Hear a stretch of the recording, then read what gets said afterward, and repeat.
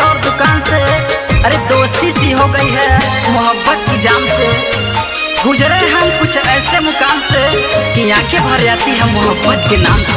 सोची सोची रोई तोहर याद में कब अबुए सनम। सोची सोची रोई तोहर याद में कब अबुए सनम। अपना दिल से लागे हमारा नाम मिटाइबुए सनम। सोची सोची रोई तोहर याद में कब अबुए सनम। सोची सोची रोई तोहर याद में कब अबुए सनम। ऐ सनम कभी प्यार मत करना, ऐ सनम कभी प्यार मत करना, अरे हो जाए तो इनकार मत करना। ऐ सनम कभी प्यार मत करना, हो जाए तो इनकार मत करना। निभा सके तो निभा देना, लेकिन किसी की जिंदगी बर्बाद मत करना, लेकिन किसी की जिंदगी बर्बाद मत करना। जब जब याद आवेलू बरसला हमरो नयनवा।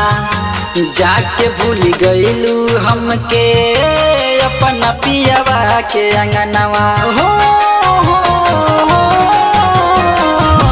जब जब याद आवेलू बरसला हमरो नयनवा।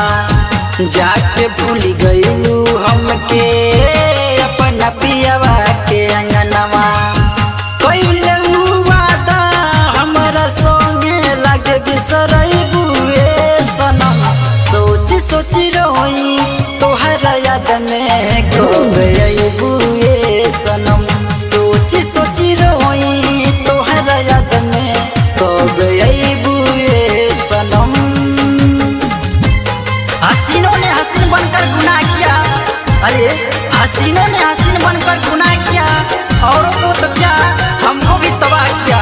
पेश किया जब गजलों में हमने उनकी बेवफाई को, पेश किया जब गजलों में हमने उनकी बेवफाई को, औरों ने तो क्या उन्होंने भी वाह वाह किया, वाह वाह किया। मिटे ना दिल से सुरतिया बोल कैसे मिटाई। बन के पगला घूमिले तोहके कैसे भुलाई। हो मिटे ना दिल से सुरतिया बोल कैसे मिटाई। बन के पगला घूमिले तोहके कैसे भुलाई। लाग नहीं मनवा हमरो कहीं कबल सतइबुए सनम। सोची सोची रोई तोहर याद में कब अबुए सनम। सोची सोची रोई तोहर याद में कब अबुए सनम।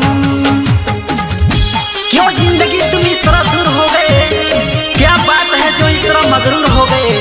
अरे क्यों जिंदगी तुम इस तरह दूर हो गए, क्या बात है जो इस तरह मगरूर हो गए। अरे हम तरसते रहे तुम्हारा प्यार पाने को, अरे हम तरसते रहे तुम्हारा प्यार पाने को, लेकिन बेवफा बनकर तुम मशहूर हो गए। अखिया जब बंद करीले नजर तू ही आवेलू। न जाने तोहके कमीले रवि के रोआवेलू। हो अखिया जब बंद करीले नजर तू ही आवेलू। न जाने तोहके कमीले मंजस के रोआवेलू। कृष्ण रवि किशन तू सिकंदर के नया अपनाइबुए सनम। सोची सोची रोई तोहर याद में कब अबुए सनम।